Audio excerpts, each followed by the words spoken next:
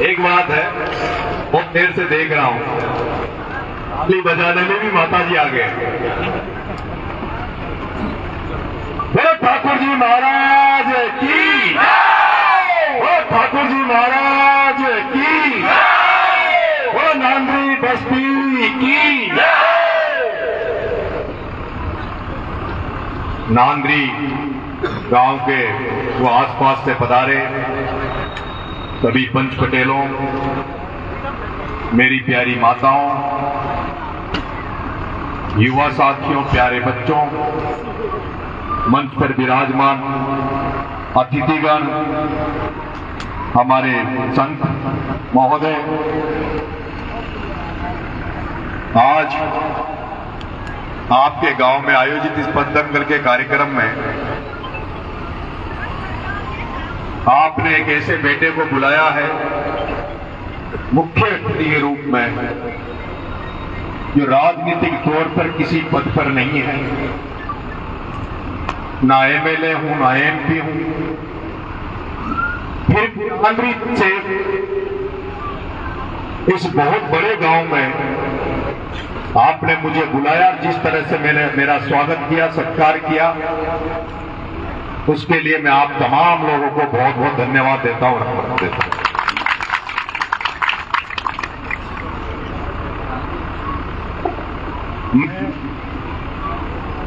1999 में जयपुर नौकरी लगने के मकसद से आया था। बाप का सपना था कि हारोती के 4 जिले कोटा, बारां, बूंदी, झालावाड़, जिसमें सन 2000 तक एक भी आईएएस नहीं था, एक भी आईपीएस नहीं था, कोई भी सिविल सेवा में नहीं था। उस समय मेरे पिताजी जो केवल 8वीं पास थे, लेकिन हम तीनों भाइयों को जवाहर नवोदय विद्यालय में पढ़ाया। मेरा बड़ा भाई नवोदय में पढ़ते हुए 10th और 12th में मेरिट में था। उसको पिताजी ने आईआईटी कराई, आईआईटी के लिए बॉम्बे भेजा। पिताजी का सपना था कि मेरे बेटे को कलेक्टर बनाओ, क्योंकि 4 जिलों में कोई कलेक्टर नहीं था। सुनते थे बामनवास में इतने कलेक्टर हैं, उधर इतने कलेक्टर हैं। हम तो जब रायसेना से गए थे, मेरे पूर्वज 150 साल पहले रायसेना में जो खेड़ा है, वहां से रामकिशन जी सरपंच साहब थे, उन्हीं के परिवार से निकलकर 150 साल पहले हम लोग 12 में एक अटरू के नया गांव में जाके बस गए। घटवासन मां को मानते थे, घटवासन मां को ढोकते थे, लेकिन मेरे से 4 पीढ़ी पहले मेरे पिताजी का नाम कल्याण सिंह मीणा, दादा बलराम पटेल, उनके पिताजी का नाम ओंकार लाल पटेल, उनके पिताजी का नाम कसनलाल पटेल, उनके पिताजी का नाम दीपा पटेल। दीपा पटेल रायसेना से जाकर वहां 12 के उस अटरू के नया गांव में बसे थे। लेकिन जब दीपा पटेल के बाद में उस समय एक कच्चा घर बनाया हुआ, और कच्चा घर जब बनाया तो उसके जो गेट के ऊपर देड़ रखते हैं, तो ये नियम था कि कोई भी मकान बनाए तो उसकी नींव रखने के पहले माता जी घटवासन के ढोक देकर वहां का उसका आशीर्वाद लिया जाए। मेरे दादाजी वो कसन पटेल जब घटवासन मैया के ढोक देने आए, घटवासन मैया को ढोकने आए, तो वो वापिस उस समय नहीं गए थे। कारण क्या रहा पता नहीं, लेकिन उसके बाद हमारे परिवार का आना जाना बंद हो गया था। लेकिन जैसे जैसे इधर से लोग जाने लगे, वापस से तालमेल बनने लगा, तो फिर सन 2002 में मेरे बड़े भाई की जब नौकरी लगी, आईआईटी में वो गए, तो उसके बाद पिताजी घटवासन मां के आने लगे, हम लोग रायसेना आने लगे। रायसेना के जो हमारे परिजन है, हमारे परिवारजन है, वो भी हमारे कार्यक्रमों में जाने लगे। 1999 में जब जयपुर आया, तो 1999 में आने के बाद 2002 में चुनाव लड़ा कॉलेज का। उस समय इधर के छात्रों से उनके बीच में रहने लगा, बात करने लगा, तो उस समय आपके पूरे एरिया में घूमने लगा, डोलने लगा। बोलने लगा, घूमने लगा तो देखा कि किस तरह से कैप्टन छुट्टनलाल मीणा ने यहां काम किया है, किस तरह से बाबा साहब भीमराव अंबेडकर ने, जिसने इस समाजों को पढ़ा कर लिखा के आगे बढ़ाया, उसको किस तरह से यहां माना जाता है, किस तरह से किरोड़ी लाल जी मीणा ने बरसों तक यहां लड़ाई लड़कर यहां के लोगों को अपने अधिकार दिलाए, किस तरह से राजेश पायलट, जो स्वर्गीय राजेश पायलट ने आकर यहां राजनीतिक चेतना को जागृत किया, किस तरह से लोगों को राजनीति में प्रतिनिधित्व दिया। इस एरिया में मैंने देखा, इसी दौसा में, इसी सिकराय में, टोडा भीम में, महुआ में, गंगापुर सिटी में, आपके हिंडोन में मैंने देखा है जब राजेश पायलट साहब भरतपुर से चलकर जब दौसा आए थे तो उसके पहले यहां गुर्जर मीणा राजनीति में नजर नहीं आते थे। सामान्य सीटों पर हमारा कोई प्रतिनिधित्व नहीं होता था, लेकिन मैंने देखा है कि जब पहली बार राजेश पायलट साहब जब भरतपुर से चलकर दौसा में सांसद बने थे तो 13 पंचायत समितियां यहां दौसा में थी, 7 पंचायत समितियां जनरल सीट थी। उन 7 सीटों पर मीणा समाज के प्रधान पहली बार राजेश पायलट ने आपके एरिया में बनाए थे। उस राजेश पायलट साहब ने पहली बार मीणा समाज को प्रतिनिधित्व दिया, क्योंकि मीणा समाज पूरी तरह से कांग्रेस में था और राजेश पायलट साहब कांग्रेस से चुनाव लड़े थे। उनके खिलाफ नाथू सिंह जी गुर्जर यहां से चुनाव लड़े। नाथू सिंह जी गुर्जर यहीं दौसा के रहने वाले थे और राजेश पायलट साहब बाहर से आए थे।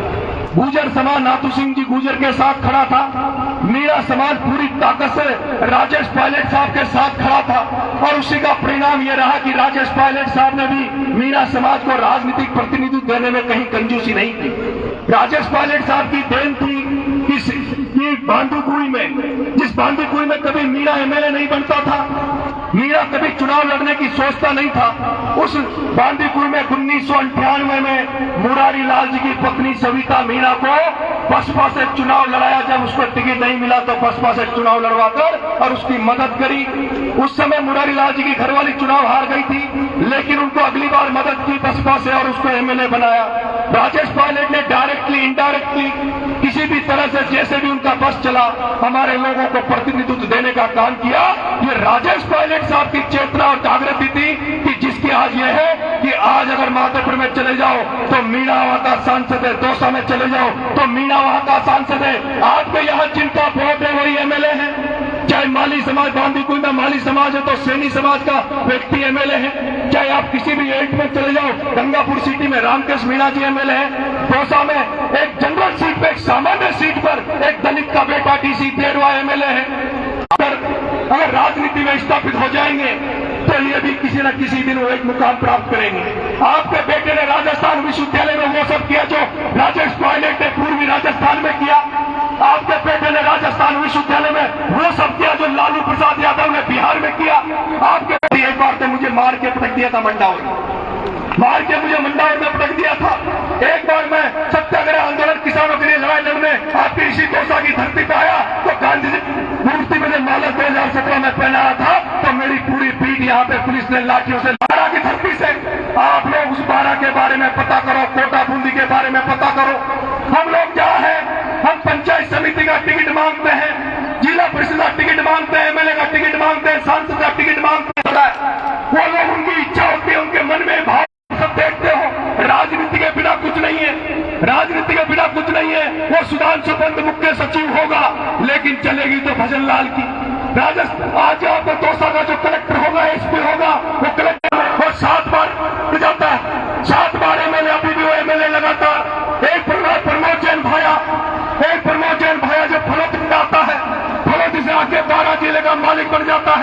आपके बेटे की देन है जो राजस्थान विश्वविद्यालय में एक प्रभात चौधरी, एक जाटों की बेटी, किसान की बेटी, किसान जाट की बेटी प्रभात चौधरी राजस्थान विश्वविद्यालय के अध्यक्ष बनी। आप ये बेटे नरेश मीणा की देन है जो राजेश मीणा राजस्थान विश्वविद्यालय का अध्यक्ष। दलित समाज में पैदा हुई पूजा वर्मा, उसको आपके बेटे ने बनाया। दलित समाज में पैदा हुआ विनोद जाखड़, उसको आपके बेटे ने बनाया। आपका बेटा हारोती में लड़ाई लड़ रहा है, आपका बेटा हारोती को आजाद कराने की लड़ाई लड़ रहा है। हारोती को आजाद कराना चाहता हूँ धन्ना सेठों से, उन धन्ना सेठों से आजाद कराना चाहता हूँ, अपने लोगों को राज चेतना लाना चाहता हूँ, प्रतिनिधित्व देना चाहता हूँ। और मैंने कहा कि और राजनीतिक तौर पर अपने लोगों को जगाना नहीं चाहता। जब वो लोग राजनीतिक तौर पर जाग जाएंगे, जब वो राजनीतिक तौर पर जाग जाएंगे, हमारी बहन बेटियों को मैं पीली लुगड़ी ओढ़ना सिखा रहा हूँ, वो जब आपसे आपके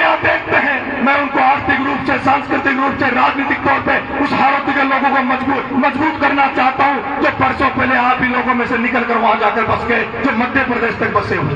मैं रचनात्मक राजनीति करना चाहता हूं, पॉजिटिव राजनीति करना चाहता हूं, लेकिन जैसे मैंने उन धंगा सेठों से लड़ा, और आप सोचो मैंने कोई चप्पल छोड़ रखी है? कई लोग पूछते नरेश मीणा चप्पल क्यों छोड़ रखी है? उगाने पेड़ घूम रहा हूं, 9 महीने जेल में रह लिया, 15 दिन आमरण अनशन पे रह लिया, इसलिए उगाने पेड़ घूम रहा हूं। मेरी इच्छा है, भगवान से तमन्ना मांगी है, जिस दिन चारों लोगों को ओम बिरला, प्रमोद जैन भाया, प्रताप सिंह सिंघवी और शांति धारीवाल को जिस दिन विधानसभा लोकसभा में रोक दूंगा, जाने से रोक दूंगा, उस दिन नरेश मीणा चप्पल पहनेगा, नहीं तो नरेश मीणा चप्पल नहीं पहनेगा। मैं जब उनसे लड़ रहा हूं, हालत आपने देख ली। टिकट मांगता हूं, खानदानी कांग्रेस, सीधा 3 पीढ़ी से कांग्रेस में हूं, एनएसयूआई की राजनीति करके आया हूं। कांग्रेस से टिकट मांगा, छबड़ा से नहीं दिया। निर्दलीय आपका बेटा लड़ा, 45,000 वोट आए। फिर देवली यूनियन में चुनाव हुआ, टिकट मांगा, टिकट नहीं दिए, 60,000 वोट आए। कांग्रेस वाले की जमानत जब्त करा दी, लेकिन फिर भी कांग्रेस समझने को लिए तैयार नहीं है, क्योंकि मैं कहना चाहता हूं, मैं जब हारोती में लड़ाई लड़ रहा हूं तो मैं यहाँ के नेताओं से मैं निवेदन करना चाहता हूं। आज आपके सामने यहाँ सर्व समाज बैठा है, लेकिन मैं मीणा समाज के उन नेताओं से निवेदन करना चाहता हूं, अगर अब तक मैंने कोई गलती करी तो मैं माफी चाहता हूं। अब तक मेरे मुंह से कोई गलत शब्द बोल दिया तो मैं मुरारी लाल मीणा से माफी चाहता हूं, मैं हरीश मीणा से माफी चाहता हूं, मैं किरोड़ी लाल जी से, मैंने तो कभी आज तक किरोड़ी लाल जी के खिलाफ एक शब्द नहीं बोला। मैं उनका सम्मान करता रहूंगा जब तक मरता हूं, मरूंगा जब तक किरोड़ी लाल जी का सम्मान करता रहूंगा। लेकिन मैं मुरारी लाल जी मीणा, हरीश जी मीणा और यहाँ जितने भी नेता हैं, उनसे आपके इस नांदरी की पंचायत में ये निवेदन कर रहा हूँ, हाथ जोड़ के उनसे भीख मांग रहा हूँ कि मैं हारोती को आजाद कराने के लिए लड़ाई लड़ रहा हूँ। आप भी मुझे आशीर्वाद दो, आप भी मुझे सहयोग दो, मुझे कमजोर मत करो। प्रमोद जैन भाया की औकात नहीं है नरेश मीणा के सामने खड़ा होने की।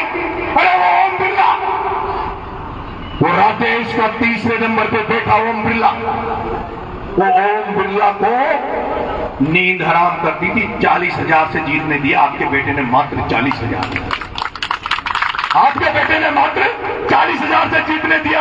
और मैं जिनका नाम ले रहा हूं, ये सारे नेता अगर आपके बेटे को आशीर्वाद दे देंगे तो मैं गारंटी दे रहा हूं 2028-2029 में हारोती को आजाद करा दूंगा, जैसे पूर्वी राजस्थान। मेरे बाबाओं, आप सबको पता, मेरी मां बहनों आपको भी पता, मैं 8 महीने समरावता के कांड में जेल रहा, 1 महीने 40 दिन अभी मैं झालावाड़ की जेल रहा। क्यों रहा? थप्पड़ में कितनी सजा होनी चाहिए, कितना बड़ा मुकदमा लगना चाहिए। रोज माँ अपने घर में बच्चों के थप्पड़ देती है, रोज स्कूल में मास्टर बच्चों को सुधारने के लिए थप्पड़ देता है, तो मैंने भी एसडीएम को सुधारने के लिए थप्पड़ दे दिया, तो कौन सा बड़ा जुर्म कर दिया भाई?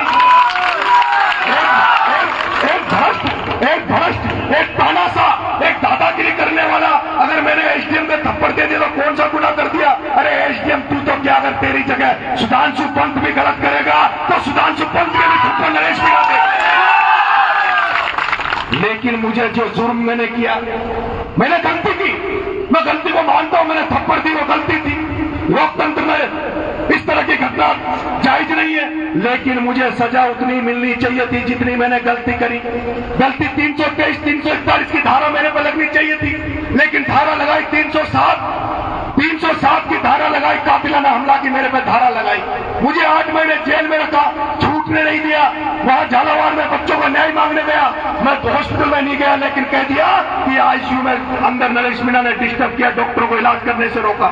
जो नरेश मीणा बड़ा डोनेशन कैंप लगाता, जो आमजन गरीबों के लिए लड़ाई लड़ता है, वो क्या कभी बच्चों को, घायल बच्चों को इलाज में रुकावट बन सकता था? लेकिन झूठा मुकदमा लगाया। झूठा मुकदमा इसलिए लगाया क्योंकि मुझे सशर्त पहले हाईकोर्ट ने छोड़ा था, सशर्त हाईकोर्ट ने छोड़ा था, ने कहा था दोबारा कोई इस तरह की पुनरावृत्ति ना करे। उसी कानून को धो करवाने के लिए मुझे वहां झूठे मुकदमे में 40 दिन जेल में रखा। लेकिन आपने देखा होगा एक हार्दिक पटेल हुआ था गुजरात में, उस हार्दिक पटेल का नाम भी इसी तरह नरेश मीणा की तरह चल रहा था। लेकिन हार्दिक पटेल को जब 9 महीने जेल में डाला और जब वो जेल से निकला तो मोदी के पैरों में दंडवत हो गया, मोदी के पैरों में लटक गया। आज हार्दिक पटेल को कोई नहीं पूछ रहा। मैं जब जेल में था तो भजन लाल ने कहा, बीजेपी वालों ने कहा सब कुछ दे देंगे, मंत्री बना देंगे, एमएलए बना देंगे, और अभी अंतर चुनाव हो रहा है, तुझे एमएलए का टिकट देंगे, बीजेपी में आ जा, तेरा सारा काम फ्री कर देंगे, मुकदमे फुकदमे फ्री कर देंगे। मैंने कहा ये नहीं होगा, ये नहीं होगा। और ये क्यों नहीं होगा? ये इसलिए नहीं होगा कि अगर आज हम लोग जो भी है अक्सर की देन है, तो पार्टी कांग्रेस की बीजेपी ने कभी हमारा भला नहीं किया, भारतीय जनता पार्टी ने हमारा भला नहीं किया। मैं आपसे पूछना चाहता हूं पूर्वी राजस्थान के भाइयों, आज अगर बीजेपी सरकार अगर राजस्थान में किसी की वजह से है, अगर राजस्थान में बीजेपी सरकार किसी की वजह से है तो केवल किरोड़ी लाल मीणा की है। आपने किरोड़ी लाल जी की पागड़ी की लाज रखते हुए, आपने किरोड़ी लाल का मान रखते हुए पूरे पूर्वी राजस्थान से आपने बीजेपी को जिताकर भेजा। मैंने सुना था किरोड़ी लाल जी सिकराई में आए थे, किरोड़ी लाल जी ने कहा मैं मुख्यमंत्री बन जाऊंगा, मीणा को वोट दे दो। आपने वोट दे दिया, वो एमएलए बन गया। ऐसे कई जगह जहां जहां किरोड़ी लाल ने पागड़ी रखी वहां समाज ने उनको अंधा होकर वोट दिया। लेकिन किरोड़ी लाल जी को क्या बनाया? क्या बनाया? कुछ नहीं बनाया। कांग्रेस पार्टी में कितने मंत्री थे हमारे पिछली बार? कितने मंत्री थे? हाँ? आपके यहाँ कितने मंत्री थे? परसादी लाल जी आपके मंत्री, मुरारी लाल जी आपके मंत्री, ममता भूपेश आपके मंत्री। अब कितने मंत्री आपके? कितने एमएलए आपके? अच्छा, जब मंत्री एमएलए नहीं तो ब्यूरोक्रेसी में क्या पोजीशन आपकी? कितने कलेक्टर आपके हैं? कितने एसपी आपके हैं? रोज आरक्षण को खत्म कर रहे हैं। 3 एमएलए को खा गए। 3 वहां कंवरलाल मीणा एक सामान्य सीट पे एमएलए था, भारतीय जनता पार्टी का एमएलए था अंता से, बीजेपी का एमएलए मीणा समाज का जनरल सीट पे सामान्य सीट पे अंता से एमएलए था, जिसको आज घर बिठा दिया, जिसको जेल में डाल रखा है। ऐसा होता है क्या कभी?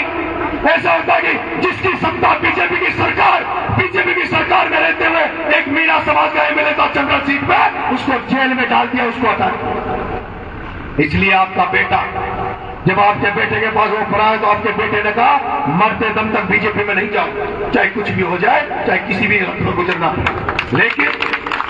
लेकिन एक चीज और है, अभी मेरे पास 2 चीजें। कांग्रेस भी कह रही है, तो कांग्रेस भी कहने लगी कि हमारे पास आ जा। मैंने कांग्रेस से कह दिया नरेश मीणा तुम्हारे झंडे पहले नहीं उठाएगा। जिस नरेश मीणा को नांद्री में सुनने के लिए हजारों लोग माताएं बहने बैठी है, तो वो नरेश मीणा अब कांग्रेस का झंडा नहीं उठाएगा। नरेश मीणा कांग्रेस में शामिल हो जाएगा, लेकिन तब शामिल होगा जब राहुल गांधी नरेश मीणा के कंधे में हाथ रखे। जब राहुल गांधी कंधे में हाथ रखे, जब नरेश मीणा, जब राहुल गांधी राजस्थान की धरती पे आए, जब राहुल गांधी राजस्थान की धरती पे आए, जब प्रियंका गांधी राजस्थान की धरती पे आए, तो राहुल गांधी जिस मंच पे बैठा रहे, अगर बगल में नरेश मीणा की कुर्सी तुम दे दो, नरेश मीणा के कहने में टिकट दो, केवल नरेश मीणा का टिकट नहीं, नरेश मीणा के कहने में 5-10 टिकट तुम बांटो, तो नरेश मीणा कांग्रेस में जाएगा। नहीं तो नरेश मीणा तो महाराणा प्रताप की तरह थकी रहेगा, नरेश मीणा तो ऐसे ही रहेगा। क्या मैं ठीक कह रहा हूं? सबसे पहले तो मैं पूछना चाहता हूं कि यहां से वो आदमी हाथ खड़े करना जो ये चाहते हैं कि मैं बीजेपी की तरफ जाऊं। कितने आदमी जो ये चाहते हैं कि मैं बीजेपी की तरफ जाऊं? हाथ खड़े करो। कोई नहीं है, एक भी नहीं चाह रहा बीजेपी को। हाँ, एक नहीं। अब मैं चाहता हूं 2 पार्टी बची अपने पास। कौन सी? 2 पार्टी। एक थर्ड मोर्चा बना, क्योंकि मैं रोज कहता हूं, रोज पूछते हैं मीडिया वाले नरेश मीणा जी क्या करोगे आगे, तो मैं कहता हूं जो मैं करूंगा वो जनता से पूछ के करूंगा। जो जन भावना होगी, जो मेरे शुभचिंतक होंगे, मुझे चाहने वाले होंगे, वो जिधर कहेंगे उधर मैं जाऊंगा। और आपसे जो इतनी बड़ी संख्या में यहां मौजूद हो, आपसे आपके आदेश की पालना मैं करूंगा। मैं पूछना चाहता हूं 2 जगह है, मान सम्मान स्वाभिमान के साथ समझौता नहीं करूंगा। मान सम्मान स्वाभिमान के साथ समझौता नहीं करूंगा।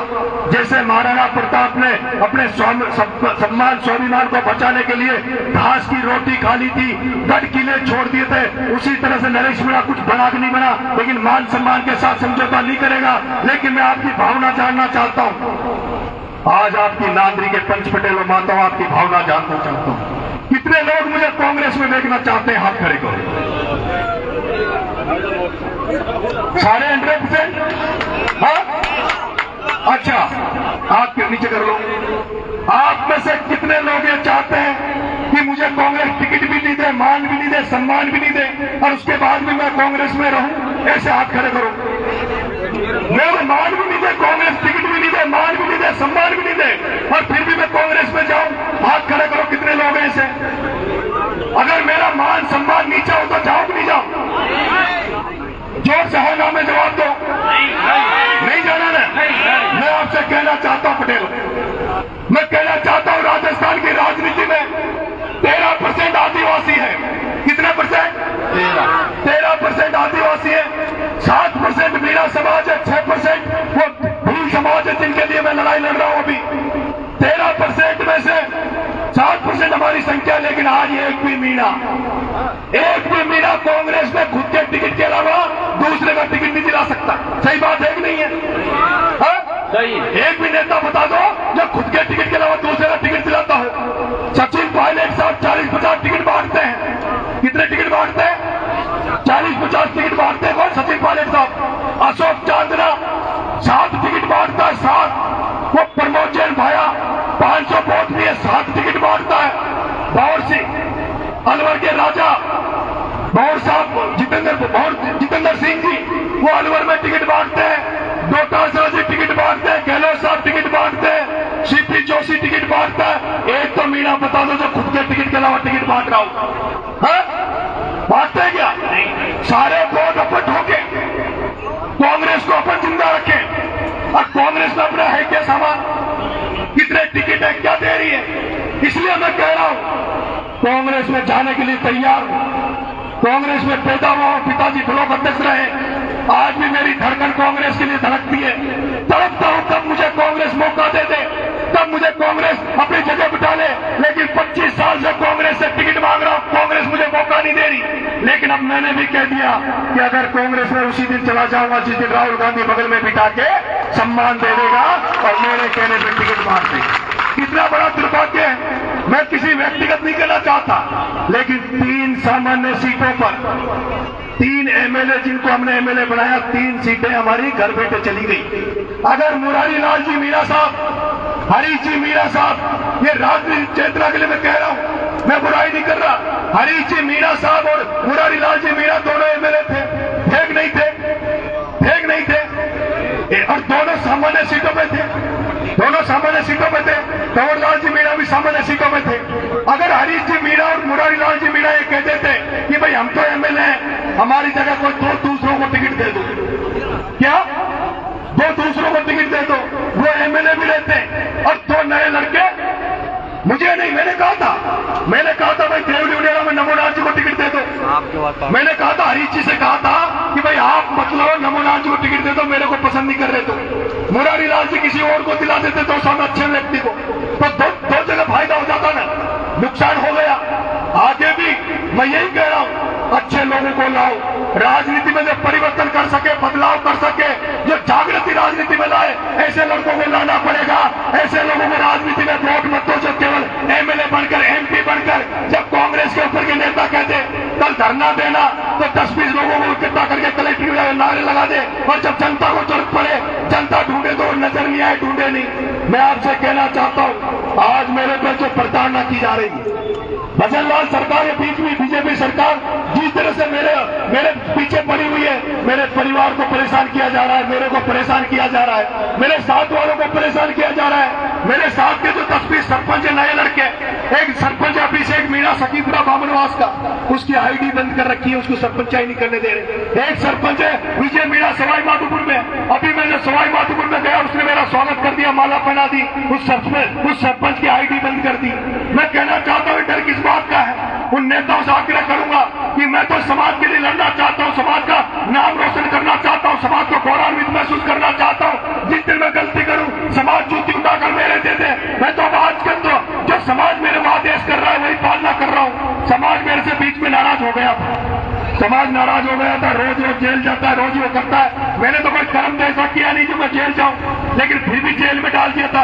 लेकिन समाज ने कहा अब उत्तर पर छोड़ दे, उत्तर तब छोड़ दे, भगत सिंह का बेटा गांधी बन गया, लेकिन गांधी बनने के बाद क्या हुआ? 15 दिन भूखा प्यासा पड़ा रहा, किसी ने राम राम नहीं करी। अब डूंगरी बांध में हम सबके रिश्तेदार नातेदार डूंगरी बांध में क्षेत्र गांव है, उनको उजाड़ने का प्लान चल रहा है। उनको उजाड़ने का प्लान चल रहा है। एक चीता कॉरिडोर के नाम पे धौलपुर से लेके 12 तक, जो इस बेल्ट में हमारे आदिवासी भाई, गुर्जर भाई, क्योंकि ज्यादातर इस एरिया में उस क्षेत्र गांव के जो डूंगरी बांध का मामला है, उसमें सबसे ज्यादा मीणा प्रभावित है, उसके बाद गुर्जर प्रभावित है, फिर मुसलमान प्रभावित है, सर्व समाज प्रभावित है। लेकिन ये 3 जातियां जो उसमें गुर्जर और मीणा, ये सबसे ज्यादा प्रभावित है और वो सारे हमारे रिश्तेदार नातेदार है। अगर मुझे भजनलाल को मुझे लगता है वो जो इस तरह का कार्यक्रम देख रहा है, जिस तरह से मैं लोगों के बीच में जा रहा हूँ, मुझे नहीं लगता जो मुझे बाहर घूमने देगा, सड़कों पर घूमने देगा। इस तरह की प्लानिंग कर रखी है। मेरी 4 तारीख को मेरी एक कोर्ट में इन्होंने एप्लीकेशन लगा रखी है भजनलाल ने कि नरेश मीणा की जमानत खारिज कर दो, नरेश मीणा को जेल में डाल दो, नहीं तो नरेश मीणा हमें चैन की नींद नहीं सोने देगा। हो सकता है ये मेरी खारिज करके वापिस से मुझे जेल डाल दे, हो सकता है 3-4 साल के लिए जेल डाल दे। मैं तो ये भी देख रहा हूं इनका ये प्लान है। और जिसमें सबसे बड़ा हाथ किसी का है तो वो ओम बिरला का है, जो लोकसभा स्पीकर है। ओम बिरला चाहता है नरेश मीणा को अंदर डाल दो, अंदर डाल के सजा दे दो, और ताकि ये 10 साल तक आगे चुनाव नहीं लड़ पाए। लेकिन मैं कहता हूं कर्नल भैंसला तो एमएलए नहीं बनाता, कर्नल भैंसला तो सांसद नहीं बनाता, लेकिन कर्नल भैंसला के घर घर में पूजा हो रही है, घर घर में मूर्ति हो रही है। नरेश मीणा एमएलए नहीं बनेगा कोई फर्क नहीं पड़ता, सांसद नहीं बनूंगा तो फर्क नहीं पड़ता। नरेश मीणा जेल जितनी बार जाएगा उतनी बार लोगों को लगेगा नरेश मीणा अगर आपने समझौता नहीं किया, मैं मानता हूं, तो ये जनता जिस तरह से आज आशीर्वाद दे रही है, इस जनता का आशीर्वाद बढ़ता जाएगा। मैं आपसे पटेलों कह रहा हूं, ये मेरे 14 साल का बच्चा है, मेरा 14 साल का बच्चा है, उसको मैं हर जगह आजकल डुलाने लग गया। केवल इसलिए डुलाता हूं, मुझे भरोसा नहीं है, मुझे भरोसा नहीं कि लोगों से मैं लड़ रहा हूं वो मुझे कब मरवा दे। मेरी सुपारी 15 करोड़ की प्रमोद जैन भाया ने 12 में थी। पर आज आप लोगों ने जो सोशल मीडिया देख रहे होंगे, मैं जब टॉप जेल में था तब मैंने टॉप जेल में कहा था कि मेरी हत्या हो सकती है, मुझे मरवाया जा सकता है। टॉप जेल में हथियार आ चुके हैं और आज वो वीडियो सबके सामने आ गया, टीवी चैनल पे आ गया कि नरेश मीणा ने जो कहा वो सही हुआ, और आज वो हथियारों के वीडियो भी जेल से, टॉप जेल से आ गया। मुझे भरोसा नहीं है मैं कितने दिन चल पाऊंगा, कितने दिन रह पाऊंगा, लेकिन इसलिए मैं बेटे को तैयार कर रहा हूं। जो काम मैं सपने देखता हूं, जो जागृति का सपना देखता हूं, समाज को आगे ले जाने का सपना देखता हूं, जो मैं नहीं कर पाया वो मेरा 14 साल का बेटा करेगा। इसलिए मैं उसको ट्रेनिंग दे रहा हूं, इसलिए मैं घुमा रहा हूं। मैं जानता हूं, मुझे भरोसा है ये समाज मेरे बाद भी अगर मेरे परिवार को जरूर ये समाज रक्षा करेगा, मैं इसी उम्मीद करता हूं। आपका बेटा कभी झुकेगा नहीं, आपका बेटा कभी समझौता नहीं करेगा। कैसे समझौता कर लूंगा, कैसे झुक जाऊंगा? जब अनशन में बैठा था पूरा समाज ने कहा बेटा अनशन तोड़ दे। मैंने कहा मेरे परिजनों से आग्रह उनसे कहा है, उनसे वादा किया है, जो बच्चे मरे थे कि जब तक अनशन नहीं तोड़ूंगा जब तक उनकी मदद नहीं करूं। और 24 घंटे के अंदर केवल मात्र 24 घंटे के अंदर जब मैंने कहा मुझे इनकी आर्थिक मदद करनी है, मुझे 51 लाख देने हैं, तो मैं आज आपके सामने कह रहा हूं, कल परसों मैंने कहा था 80-90 लाख रुपए हमारे पास आए, लेकिन मेरे पंच पटेलों, मेरी माताओं, 1 करोड़ रुपए हमारे पास आ चुका है। 1 करोड़ रुपए हमारे पास आ चुका है। अब हमने पैसा लेना बंद कर दिया है। जो भी यहाँ से बात सुन रहे हो, हमें 1 रुपए की जरूरत नहीं है। मैं अभी 1-2 दिन में प्रेस कॉन्फ्रेंस करके वहां जाऊंगा। भजनलाल सरकार ने 12-12 लाख रुपए दिए हैं। भजनलाल सरकार ने 12-12 लाख रुपए दिए हैं। वो 7 परिवार है जिनके बच्चे मरे हैं। मैं उनको 13-13 लाख रुपए आप तमाम राजस्थान की जनता की तरफ से दूंगा। 13-13 लाख रुपए, 13-17-91 लाख तो वो हो गए।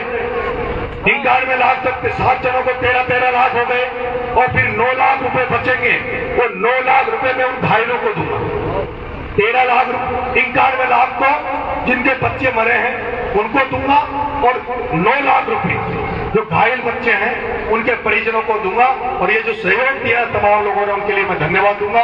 एक मैं पार्टी का तो अभी तय नहीं है, मैं थर्ड फ्रंट में जाऊंगा, कांग्रेस में जाऊंगा, मैंने आपके सामने सारी बात रख दी है। लेकिन मैं एक अपना संगठन बना रहा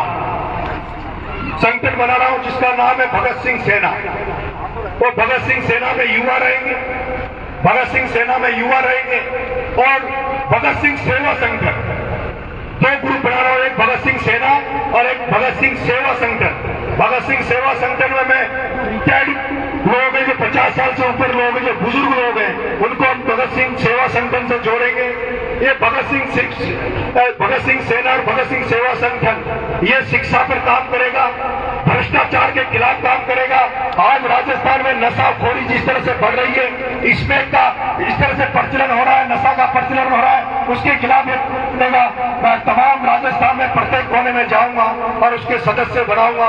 मैं आशा करता हूं, उम्मीद करता हूं, आज भगत सिंह जी जिस बच्चे ने 23 साल की उम्र में इस देश की आजादी के लिए हंसते हंसते फांसी का फंदा चूम लिया था, उस भगत सिंह का आज जन्मदिन भी है। मैं उन भगत सिंह को नमन करते हुए आप तमाम लोगों से इस भगत सिंह सेना, भगत सिंह सेवा संगठन से जुड़ने की अपील करता हूं, ताकि भगत सिंह फिर से जिंदा हो सके, भगत सिंह के नाम को घर घर तक पहुंचाया जा सके।